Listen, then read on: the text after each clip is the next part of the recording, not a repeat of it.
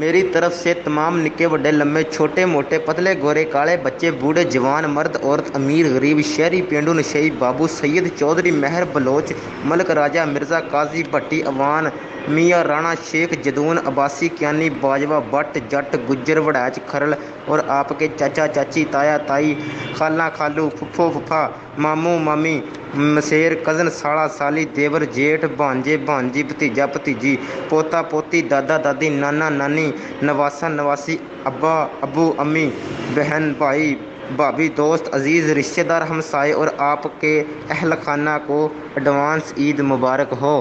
कोई रह तो नहीं गया? बिस्मिल्लाहिर्रहमानिर्रहीम।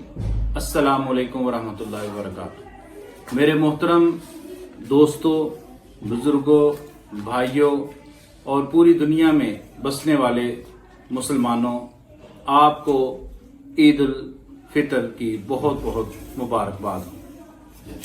आज का दिन मेरे सहाफ़ी भाइयों के लिए, मेरे अहले कल्म के लिए, मेरे मुआशरे के तमाम तबकात के लिए इंतहाई अहम है, क्योंकि ईद उल फितर रमज़ानुल मुबारक की इबादत का अजर है और इस रोज़ अल्लाह ताला हमारी बख्शिश कर देते हैं।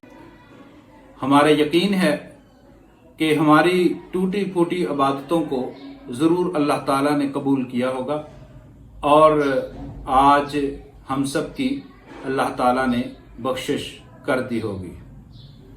अच्छा गुमान और अल्लाह ताला से अच्छा गुमान हमेशा रखना चाहिए। इसमें हमारी जिम्मेदारी क्या है?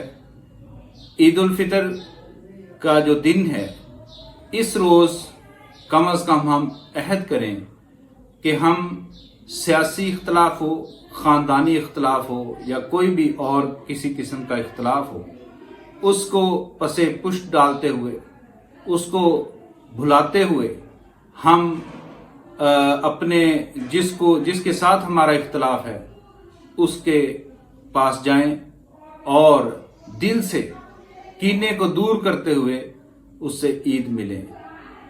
अगर वो दूर है उसको फ़ोन करके ईद मिलें।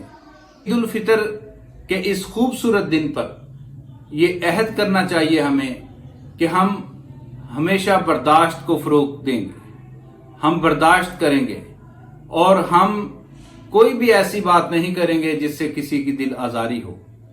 पहले मजहबी तौर पर, मसलकी तौर पर और मुख्तलफ मज़ाहब और मसलकों के दरमियान नफ़रत अंगेज़ माहौल रहता था और अब बदकिस्मती से ये माहौल सियासत में भी आ गया है।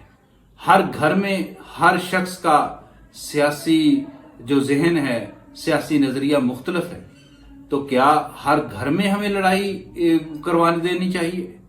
इस बात पे गौर करना चाहिए और आज ईद उल फितर से ही हमें ये अहद करना चाहिए कि हम इंतशार को शिकस्त देंगे, जो कुव्वत बर्दाश्त है उसको बढ़ाएंगे और बर्दाश्त को फ़रोग़ देंगे। इंशाअल्लाह इस बात पर अमल करने से हमारे खानगी मामलात, हमारे मुल्की मामलात, हमारे सियासी मामलात और हमारे दोस्तियाँ, हमारे रिश्ते जो हैं वो खूबसूरत होंगे।